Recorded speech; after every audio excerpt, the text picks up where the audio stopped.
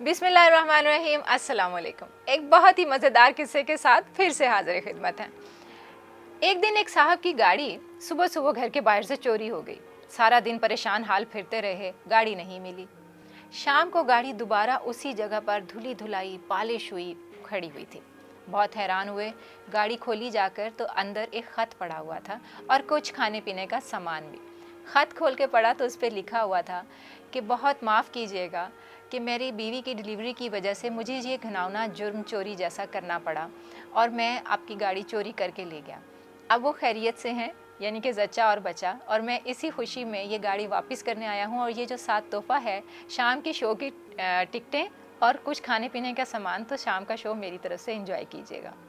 बंदा बहुत खुश हुआ देख के, धुली धुलाई साफ़ सुथरी गाड़ी देखी और उसके बाद शाम को शो पर चला गया अपनी फैमिली के साथ। जब वापस आते हैं शो से तो घर में डकैती की वारदात हो चुकी होती है। घर का सामान खाली होता है और एक साइड टेबल पर एक ख़त पड़ा हुआ मिलता है जिस पे लिखा हुआ था, उम्मीद है फिल्म पसंद आई होगी। तो सीख ये मिली कि मुफ्त का माल हड़प करने से पहले तहकीक करना ज़रूरी है। आपके इर्द गिर्द जो वाक़यात हो रहे हैं उनके पीछे क्या चालें हैं, इसको समझना ज़रूरी है। समझदारी के साथ रहें और अपने बच्चों को भी समझदार होना ही सिखाएं। तो इसी तरह छोटे छोटे किस्से लिखकर भेजते रहिए साउथ टुडे के ईमेल आईडी पर, ताकि हम उससे बड़ी सी सीख ले सकें।